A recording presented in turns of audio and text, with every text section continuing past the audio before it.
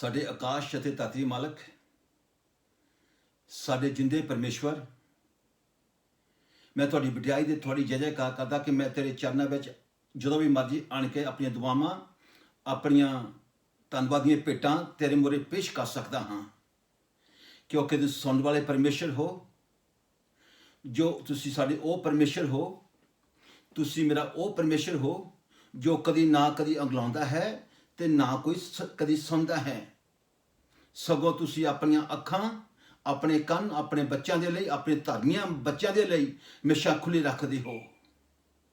ਇਸ ਲਈ ਮੈਂ ਤੇਰੇ ਪਾਸ ਵਿਸ਼ਵਾਸ ਦੇ ਨਾਲ ਆ ਸਕਦਾ ਹਾਂ ਕਿ ਕੋਈ ਵੀ ਚੀਜ਼ ਮੈਨੂੰ ਤੇਰੇ ਪ੍ਰੇਮ ਤੋਂ ਅੱਡ ਨਹੀਂ ਕਰ ਸਕਦੀ। ਚਾਹੇ ਮੇਰੀ ਜ਼ਿੰਦਗੀ ਵਿੱਚ ਕਸ਼ਟ ਆਉਣ, ਬਿਪਤਾ ਆਵੇ, ਬਿਮਾਰੀਆਂ ਆਉਣ, ਚਾਹੇ ਮੈਂ ਉਚਾਈਆਂ ਵਿੱਚ ਲੰਘਾਂ, ਚਾਹੇ ਮੈਂ ਡੁਗਾਈਆਂ ਵਿੱਚ ਲੰਘਾਂ, ਚਾਹੇ ਮੇਰੇ ਜੀਵਨ ਵਿੱਚ ਮੌਤ ਆਵੇ, ਚਾਹੇ ਮੇਰੇ ਜੀਵਨ ਵਿੱਚ ਜੀਵਨ ਆਵੇ, ਚਾਹੇ ਕੁਛ ਵੀ ਮੇਰੇ ਜੀਵਨ ਵਿੱਚ ਆਉਂਦਾ ਹੈ, ਮੈਨੂੰ ਕੋਈ ਵੀ ਤੇਰੇ ਪ੍ਰੇਮ ਤੋਂ, ਕੋਈ ਵੀ ਚੀਜ਼ ਮੈਨੂੰ ਤੇਰੇ ਪ੍ਰੇਮ ਤੋਂ ਅੱਡ ਨਹੀਂ ਕਰ ਸਕਦੀ। ਕਿਉਂਕਿ ਜੋ ਮੈਨੂੰ ਬਲ ਬਖਸ਼ਦਾ ਹੈ ਉਹ ਮੇਰੇ ਵਿੱਚ ਬਸਦਾ ਹੈ। ਮੈਂ ਉਹਦਾ ਹਾਂ, ਉਹ ਮੇਰਾ ਹੈ। ਇਸ ਲਈ ਮੈਂ ਤੁਹਾਡੀ ਵਡਿਆਈ ਤੇ ਮੈਂ ਤੁਹਾਡੀ ਜੈ ਜੈਕਾਰ ਕਰਦਾ ਹਾਂ। ਇਸ ਲਈ ਮੈਂ ਤੇਰੇ ਉੱਪਰ ਵਿਸ਼ਵਾਸ ਰੱਖ ਸਕਦਾ ਹਾਂ, ਕਿਉਂਕਿ ਤੂੰ ਮੈਨੂੰ ਸੰਭਾਲਣ ਵਾਲਾ ਪਰਮੇਸ਼ਵਰ ਹੈ। ਇਸ ਲਈ ਮੈਂ ਤੁਹਾਡੀ ਵਡਿਆਈ ਤੇ ਮੈਂ ਤੁਹਾਡੀ ਜੈ ਜੈਕਾਰ ਕਰਦਾ ਹਾਂ। ਜੋ ਵੀ ਆ ਵੀਡੀਓ ਬਣਾਇਆ ਜਾਵੇ, ਮਹਾਨ ਪਰਮੇਸ਼ਰ, ਸੁਣਨ ਵਾਲਿਆਂ ਨੂੰ, ਸਾਰਿਆਂ ਨੂੰ, ਦੇਖਣ ਵਾਲਿਆਂ ਨੂੰ, ਸਾਰਿਆਂ ਨੂੰ ਬਹੁਤ ਸਾਰੀ ਬਰਕਤ ਮਿਲ ਸਕੇ। ਮੈਂ ਤੁਹਾਡੀ ਵਡਿਆਈ ਤੇ ਤੁਹਾਡੀ ਜੈ ਜੈਕਾਰ ਕਰਦਾ। ਇਹ ਸਭ ਕੁਝ ਆਪਣੇ ਮੁਕਤੀਦਾਤਾ ਪ੍ਰਭੂ ਯਿਸੂ ਮਸੀਹ ਨਾਮ ਵਿੱਚ ਮੰਗਦਾ ਹਾਂ। ਆਮੈਨ।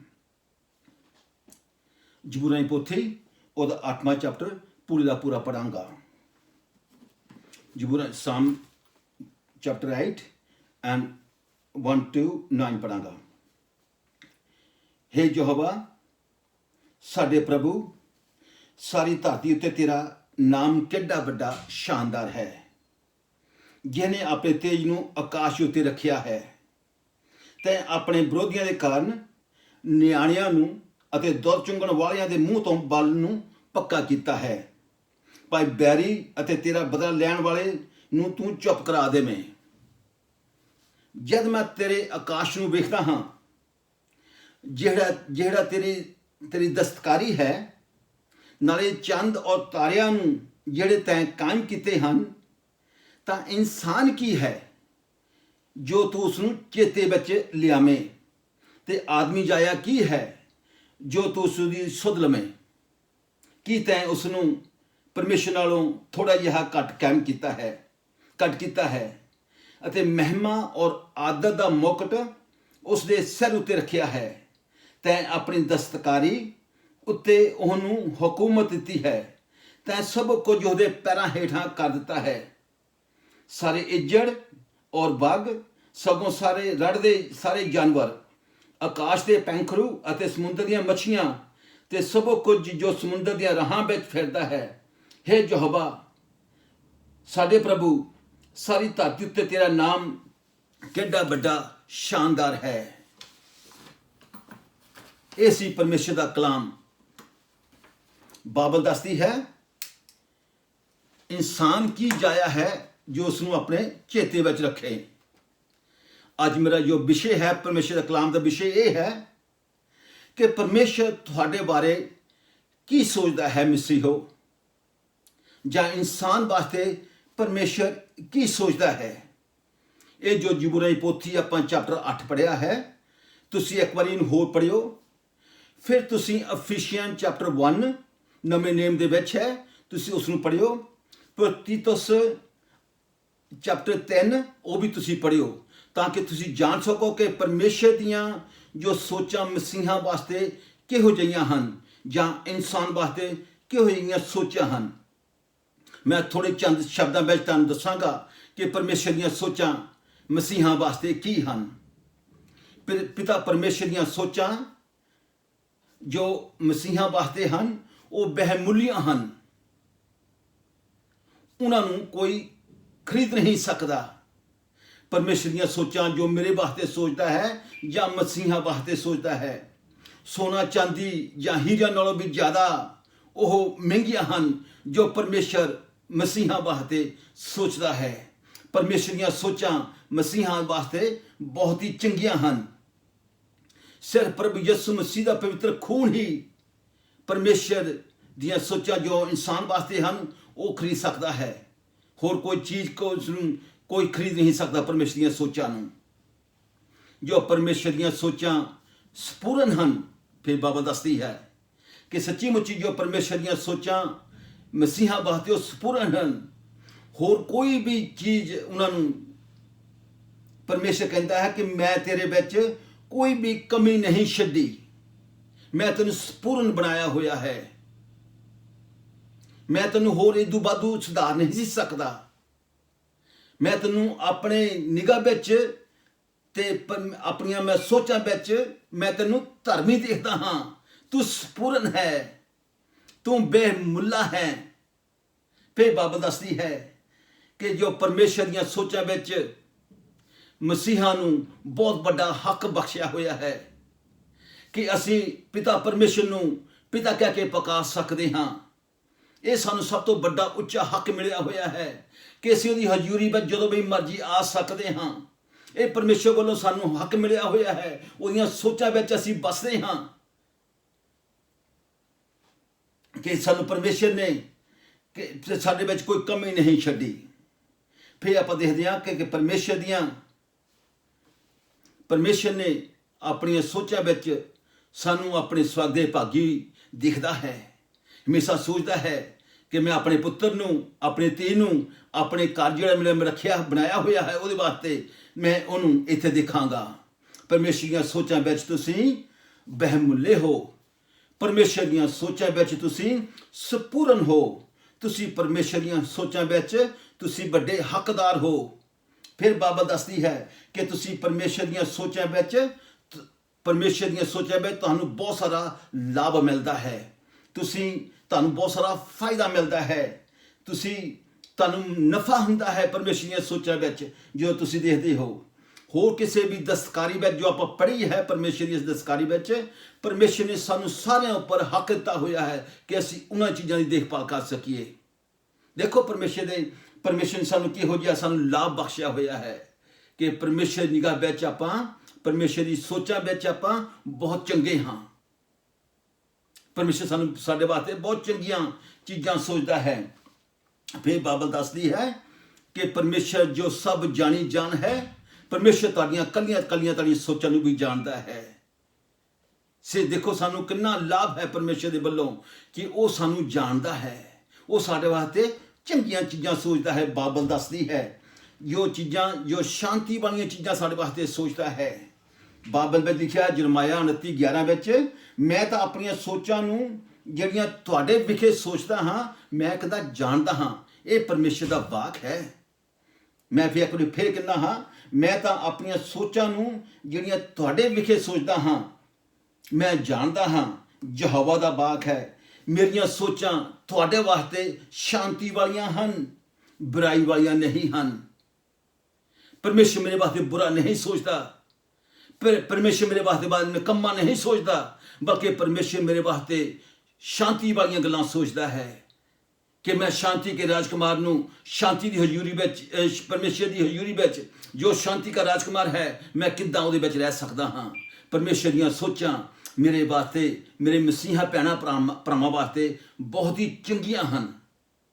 ਆਪਾਂ ਚਾਰ ਸੋਚਾਂ ਦੇਖੀਆਂ ਹਨ ਬਾਬ ਦੇ ਵਿੱਚੋਂ, ਜਿਹੜੀਆਂ ਕਿ ਕਹਿੰਦਾ ਜੋ ਮੇਰੀਆਂ ਸੋਚਾਂ ਹਨ ਮਸੀਹੀ ਲੋਕਾਂ ਵਾਸਤੇ ਬਹਿਮੁੱਲੀਆਂ ਹਨ, ਜੋ ਸੰਪੂਰਨ ਹਨ, ਜੋ ਲਾਭਦਾਇਕ ਹਨ, ਜੋ ਸਾਨੂੰ ਉੱਚ ਹੱਕ ਬਖਸ਼ਦਾ ਹੈ। ਇਹ ਪਰਮੇਸ਼ਰ ਦੀਆਂ ਸੋਚਾਂ ਮਸੀਹੀ ਲੋਕਾਂ ਦੇ ਵਾਸਤੇ ਹਨ। ਸੋ ਮਸੀਹੋ, ਤੁਸੀਂ ਵੀ ਆਪਣੇ ਪਰਮੇਸ਼ਰ ਨੂੰ, ਤੁਹਾਨੂੰ ਵੀ ਖੁਸ਼ ਕਰਨਾ ਚਾਹੀਦਾ ਹੈ। ਜੇਕਰ ਪਰਮੇਸ਼ਰ ਤੁਹਾਡੇ ਵਾਸਤੇ ਚੰਗੀਆਂ ਚੀਜ਼ਾਂ ਸੋਚਦਾ ਹੈ ਤੇ ਤੁਹਾਨੂੰ ਵੀ ਉਹਨੂੰ ਖੁਸ਼ ਕਰਨ ਦੀ ਲੋੜ ਹੈ। ਸਾਨੂੰ ਵੀ ਉਹਦੀ ਮਰਜ਼ੀ ਨੂੰ ਪੂਰਾ ਕਰਨ ਦੀ ਲੋੜ ਹੈ। ਸਾਨੂੰ ਵੀ ਉਹਦੀ ਮਰਜ਼ੀ ਨੂੰ ਆਪਣੀ ਜ਼ਿੰਦਗੀ ਵਿੱਚ ਪੂਰਾ ਕਰਨ ਦਈਏ। ਆਪਾਂ ਨੂੰ ਉਹਦੇ ਉੱਪਰ ਟਰਸਟ ਕਰਨ ਦੀ ਲੋੜ ਹੈ। ਆਪਣਾ ਯਕੀਨ ਪਰਮੇਸ਼ਰ ਉੱਤੇ, ਆਪਣਾ ਵਿਸ਼ਵਾਸ ਪਰਮੇਸ਼ਰ ਉੱਤੇ ਪੂਰਾ ਹੋਣਾ ਚਾਹੀਦਾ ਹੈ। ਆਪਾਂ ਨੂੰ ਵੀ ਪਰਮੇਸ਼ਰ ਦੇ ਆਗਿਆਕਾਰੀ ਬਣਨ ਦੀ ਲੋੜ ਹੈ। ਸਾਨੂੰ ਵੀ ਉਹਦੇ ਨਾਲ ਚੱਲਣ ਦੀ ਲੋੜ ਹੈ। ਸਾਨੂੰ ਵੀ ਉਹਦੇ ਨਾਲ ਕੰਮ ਕਰਨ ਦੀ ਲੋੜ ਹੈ।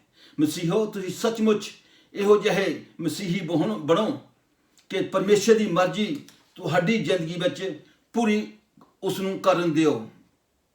ਜੋ ਅੱਜ ਤੱਕ ਪ੍ਰਭੂ ਯਿਸੂ ਮਸੀਹ ਨੂੰ ਨਹੀਂ ਕਬੂਲ ਕੀਤਾ ਜਾਂ ਉਹਨਾਂ ਨੇ ਮੁਕਤੀਦਾਤਾ ਨਹੀਂ ਬਣਾਇਆ, ਤੇ ਪਰਮੇਸ਼ਰ ਦੀਆਂ ਸੋਚਾਂ ਵਿੱਚ ਤੁਸੀਂ ਬਹੁਤ ਖਤਰੇ ਵਿੱਚ ਹੋ।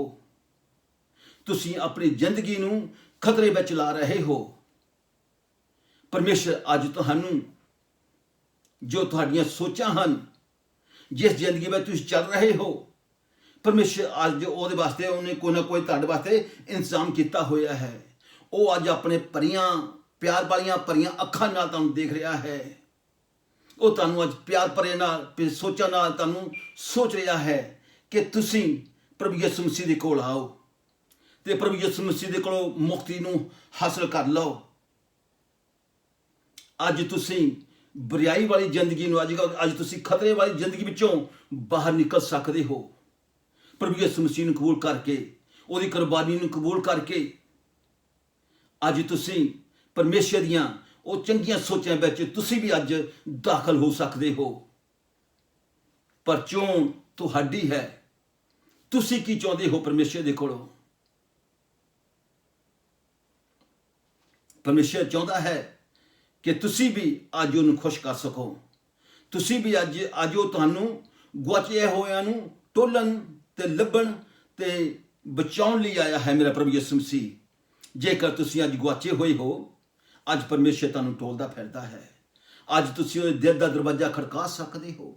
ਉਹ ਅੱਜ ਤੁਸੀਂ ਉਹਨੂੰ ਆਪਣੇ ਅੰਦਰ ਬੁਲਾ ਸਕਦੇ ਹੋ। ਉਹ ਤੁਹਾਡੇ ਤੋਂ ਬੜਾ ਦੂਰ ਨਹੀਂ ਹੈ, ਉਹ ਤੁਹਾਡੇ ਨੇੜੇ ਹੈ। ਜਦ ਤੁਸੀਂ ਪੁਕਾਰੋਗੇ, ਉਹ ਤੁਹਾਨੂੰ ਉੱਤਰ ਦੇਵੇਗਾ। ਮੇਰੇ ਭੈਣੋ ਭਰਾਵੋ, ਮੈਂ ਦੱਸਣਾ ਚਾਹੁੰਦਾ ਹੈ ਕਿ ਪ੍ਰਭੂ ਯਿਸੂ ਮਸੀਹ ਦੀਆਂ ਜਿਹੜੀਆਂ ਸੋਚਾਂ ਹਨ, ਇਨਸਾਨ ਦੇ ਵਾਸਤੇ ਚੰਗੀਆਂ ਹਨ। ਇਨਸਾਨ ਨੂੰ ਪਰਮੇਸ਼ਰ ਨੇ ਆਪਣੇ ਸਰੂਪ ਉੱਤੇ ਬਣਾਇਆ, ਆਪਣੀ ਨਾਲ ਸੰਗਤੀ ਕਰਨ ਵਾਸਤੇ, ਪਰ ਇਨਸਾਨ ਪਰਮੇਸ਼ਰ ਤੋਂ ਦੂਰ ਹੋ ਗਿਆ। ਪਰ ਫਿਰ ਵੀ ਪਰਮੇਸ਼ਰ ਦੀਆਂ ਸੋਚਾਂ ਇਨਸਾਨ ਵਾਸਤੇ ਚੰਗੀਆਂ ਹਨ। ਕੀ ਤੁਸੀਂ ਉਹਨਾਂ ਨੂੰ ਪਹਿਨਣਾ ਚਾਹੁੰਦੇ ਹੋ? ਕੀ ਤੁਸੀਂ ਉਹਦੀਆਂ ਸੋਚਾਂ ਮੁਤਾਬਕ ਤੁਸੀਂ ਆਪਣਾ ਜੀਵਨ ਕੱਟਣਾ ਚਾਹੁੰਦੇ ਹੋ? ਜੇ ਤੁਸੀਂ ਕੱਟਣਾ ਚਾਹੁੰਦੇ ਹੋ ਤੇ ਫਿਰ ਤੁਹਾਨੂੰ ਪ੍ਰਭੂ ਯਿਸੂ ਮਸੀਹ ਦੇ ਕੋਲ ਆਉਣ ਦੀ ਲੋੜ ਹੈ। ਤੁਹਾਨੂੰ ਉੱਪਰ ਟਰਸਟ ਕਰਨ ਦੀ ਲੋੜ ਹੈ। ਤੁਹਾਨੂੰ ਉਹਦੇ ਆਗਿਆਕਾਰੀ ਬਣਨ ਦੀ ਲੋੜ ਹੈ ਤੇ ਤੁਸੀਂ ਆਪਣੇ ਚਾਲ ਚੱਲਣਾ ਵਿੱਚ ਪਰਮੇਸ਼ਰ ਦੇ ਕੰਮਾਂ ਨੂੰ ਪੂਰਾ ਕਰਨ ਦਿਓ, ਤਾਂ ਕਿ ਪਰਮੇਸ਼ਰ ਤੁਹਾਨੂੰ ਬਰਕਤ ਤੇ ਆਸ਼ੀਸ਼ ਦੇ ਸਕੇ। ਮੇਰੇ ਭੈਣੋ ਭਰਾਵੋ, ਮੈਂ ਦੱਸਣਾ ਚਾਹੁੰਦਾ ਹੋਰ ਵੀ, ਜਦੋਂ ਆਪਾਂ ਪ੍ਰਭੂ ਯਿਸੂ ਮਸੀਹ ਨੂੰ ਕਬੂਲ ਕਰ ਲੈਂਦੇ ਹਾਂ, ਉਸ ਵੇਲੇ ਸਾਨੂੰ ਪਰਮੇਸ਼ਰ ਆਤਮਿਕ ਦਾਤਾਂ ਦੇ ਨਾਲ ਭਰਪੂਰ ਕਰ ਦਿੰਦਾ ਹੈ। ਬਾਈਬਲ ਦੱਸਦੀ ਹੈ ਇਫਿਸੀਆਂ 1 ਪਹਿਲੇ ਚੈਪਟਰ ਵਿੱਚ, ਤੁਸੀਂ ਸਾਰੀਆਂ ਦੇਖੋ ਕਿ ਆਤਮਿਕ ਬਰਕਤਾਂ ਦੇ ਨਾਲ ਸਾਨੂੰ ਪਰਮੇਸ਼ਰ ਕਿੱਦਾਂ ਸਾਨੂੰ ਭਰਪੂਰ ਕਰ ਦਿੰਦਾ ਹੈ, ਕਿੱਦਾਂ ਸਾਡਾ ਉਹ ਮੇਲ ਮਿਲਾਪ ਪਰਮੇਸ਼ਰ ਨਾਲ ਕਰ ਦਿੰਦਾ ਹੈ। ਸੋ ਪਰਮੇਸ਼ਰ ਦੀਆਂ ਸੋਚਾਂ, ਪਰਮੇਸ਼ਰ ਦੇ ਕੰਮ ਇਨਸਾਨ ਦੇ ਵਾਸਤੇ ਬਹੁਤ ਚੰਗੇ ਹਨ।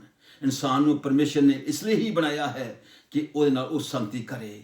ਉਹਦੀਆਂ ਸੋਚਾਂ ਇਨਸਾਨ ਦੇ ਵਾਸਤੇ ਚੰਗੀਆਂ ਹਨ, ਮਾੜੀਆਂ ਨਹੀਂ ਹਨ, ਬੁਰਾਈ ਵਾਲੀਆਂ ਨਹੀਂ ਹਨ, ਸਰਾਪ ਵਾਲੀਆਂ ਨਹੀਂ ਹਨ, ਬਲਕਿ ਉਹਦੀਆਂ ਸੋਚਾਂ ਹਮੇਸ਼ਾ ਦੀ ਜ਼ਿੰਦਗੀ ਵਾਸਤੇ, ਤੁਹਾਡੇ ਵਾਸਤੇ ਚੰਗੀਆਂ ਹੀ ਹਨ, ਤਾਂ ਕਿ ਤੁਸੀਂ ਪਰਮੇਸ਼ਰ ਉਹਦੇ ਕੋਲੋਂ ਹਮੇਸ਼ਾ ਦਾ ਜੀਵਨ ਲੈ ਕੇ ਉਹਦੇ ਮਗਰ ਤੁਸੀਂ ਚੱਲ ਸਕੋ, ਸ਼ਾਂਤੀ ਵਾਲਾ ਜੀਵਨ ਤੁਸੀਂ ਕਰ ਸਕੋ।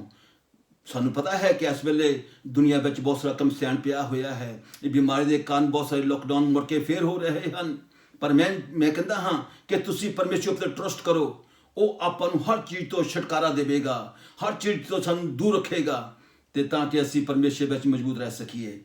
ਮੇਰੇ ਅਜ਼ੀਜ਼ੋ, ਮੇਰੇ ਭੈਣੋ ਦੇ ਭਰਾਵੋ, ਮੇਰੇ ਬੱਚਿਓ, ਸਾਡਾ ਪ੍ਰਭੂ ਯਿਸੂ ਮਸੀਹ ਜੋ ਚੰਗਾ ਹੈ, ਜਿਸ ਨੇ ਖੂਨ ਬਹਾ ਕੇ ਸਾਨੂੰ ਮੁੱਲ ਖਰੀਦਿਆ ਹੋਇਆ ਹੈ, ਉਹ ਅੱਜ ਤੁਹਾਨੂੰ ਵੀ ਚੰਗਾ ਇਨਸਾਨ ਬਣਾਉਣਾ ਚਾਹੁੰਦਾ ਹੈ ਪਰਮੇਸ਼ਰ ਦੀ ਨਿਗਾਹ ਵਿੱਚ। ਕੀ ਤੁਸੀਂ ਪਰਮੇਸ਼ਰ ਦੀ ਨਿਗਾਹ ਵਿੱਚ ਧਰਮੀ ਲੋਕ ਠਹਿਰਾਉਣਾ ਚਾਹੁੰਦੇ ਹੋ? ਤੇ ਫਿਰ ਤੁਸੀਂ ਪ੍ਰਭੂ ਯਿਸੂ ਮਸੀਹ ਦੇ ਕੋਲ ਆਓ ਤੇ ਤੁਹਾਨੂੰ ਪ੍ਰਭੂ ਯਿਸੂ ਮਸੀਹ ਦੀ ਧਰਮਤਾ ਨੂੰ ਤੁਸੀਂ ਪਹਿਨ ਲਿਓ। ਪਹਿਨ ਕਰ ਫਿਰ ਤੁਸੀਂ ਪਰਮੇਸ਼ਰ ਮੂਹਰੇ ਦੁਆਵਾਂ ਕਰਿਓ ਤੇ ਪਰਮੇਸ਼ਰ ਦੀਆਂ ਸੋਚਾਂ ਜੋ ਤੇਰੇ ਵਾਸਤੇ ਹਨ ਉਹ ਵੀ ਚੰਗੀਆਂ ਹੋ ਜਾਣਗੀਆਂ। ਇਹ ਛੋਟਾ ਜਿਹਾ ਕਲਾਮ ਸੀ ਜੋ ਪ੍ਰਭੂ ਯਿਸੂ ਮਸੀਹ ਦੇ ਵੱਲੋਂ ਮੈਨੂੰ ਮਿਲਿਆ ਤੇ ਮੈਂ ਤੁਹਾਨੂੰ ਦੱਸਦਾ ਹੈ ਪਰਮੇਸ਼ਰ ਦੀਆਂ ਸੋਚਾਂ। ਫਿਰ ਮੈਂ ਤੁਹਾਨੂੰ ਦੱਸਣਾ ਚਾਹੁੰਦਾ ਇੱਕ ਵਾਰੀ ਹੋਰ, ਜੋ ਪਰਮੇਸ਼ਰ ਦੀਆਂ ਮਸੀਹਾਂ ਵਾਸਤੇ ਜਿਹੜੇ ਸੋਚਦਾ ਹੈ ਉਹ ਬਹਿਮੁੱਲੀਆਂ ਹਨ, ਉਹ ਸੰਪੂਰਨ ਹਨ, ਉਹ ਉੱਚੀਆਂ ਹਨ। ਉਹਨੇ ਤੁਹਾਨੂੰ ਹੱਕ ਬਖਸ਼ ਦਿੱਤਾ ਹੈ ਤੇ ਉਹ ਤੁਹਾਨੂੰ ਉਹਦੀਆਂ ਸੋਚਾਂ ਵਿੱਚ ਮਸੀਹਾਂ ਨੂੰ ਬਹੁਤ ਲਾਭ ਹੁੰਦਾ ਹੈ, ਕਿਉਂਕਿ ਉਹਦੀਆਂ ਸੋਚਾਂ ਜੋ ਹਨ ਉਹ ਸ਼ਾਂਤੀ ਵਾਲੀਆਂ ਹਨ, ਬੁਰਾਈ ਵਾਲੀਆਂ ਨਹੀਂ ਹਨ ਇਨਸਾਨ ਵਾਸਤੇ। ਆਮੈਨ, ਆਮੈਨ।